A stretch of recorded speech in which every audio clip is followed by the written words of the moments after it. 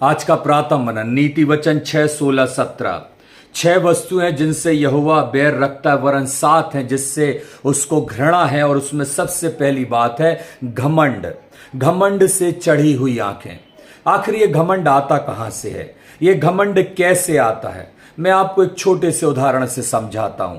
आपने अक्सर उन लोहा बनाने वाले, औजार बनाने वाली लोहर गड़ियों को देखा होगा जो बैलगाड़ी पर चलते हैं और किसी भी मैदान पर जाकर बैठ जाते हैं और लोहे के औजारों को वो बनाते हैं। आपने अच्छे से देखा होगा। और आपने एक बात और नोटिस करी होगी, जब वो बैलगाड़ी पर चलते हैं तो उस बैलगाड़ी के नीचे एक कुत्ता भी चलता है।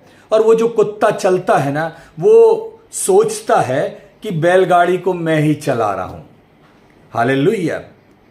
वो कुत्ता सोचता है ये सारा बोझ मैं ही उठाकर चल रहा हूं, यदि मैं नहीं चलाऊं तो ये बैलगाड़ी ना चले।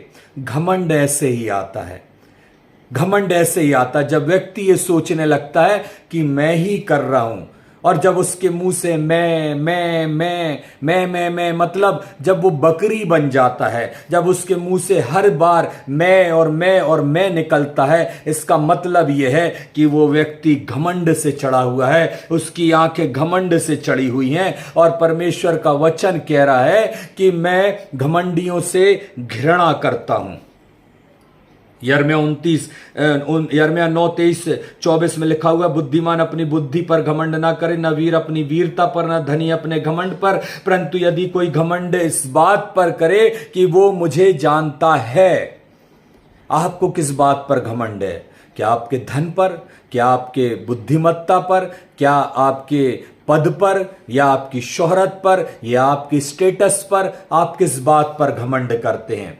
घमंड ना करें मेरे प्रियो। घमंड जो है वो परमेश्वर की नजर में सबसे घिनौना काम है। वो बैर भी रखता और घृणा भी रखता है। और इसलिए उसने इब्लीस को, शैतान को नीचे गिरा दिया, उस स्वर्ग राज से गिरा दिया। तो आप और मैं किस खेत की मूली हैं? ये घमंड आपको और मुझको कहीं का नहीं रख छोड़ेगा। इसलिए घमंड को छोड़ दें, घमंड को त्याग दें। यदि आप ये समझते हैं कि आपके बिना कुछ नहीं हो पाएगा, आप ही सब कुछ कर पाएंगे, आपके बिना ये दुनिया नहीं चल पाएगी, तो किसी दिन कब्रिस्तान चले जाना। वहां देख लेना एक से एक बुद्धिमान और धनवान और बलवान व्यक्ति उस मिट्टी में गड़े हुए हैं। और कल मैं और आप भी गड़ जाएंगे। इसलिए घमंड ना करें। घमंड इस बात पर करें कि मैं सच्चे और अच्छे और विश्वास योग्य परमेश्वर को जानता हूं और उस पर मेरा विश्वास है, और यही मेरे लिए घमंड का कारण है। परमेश्वर आपको आशीष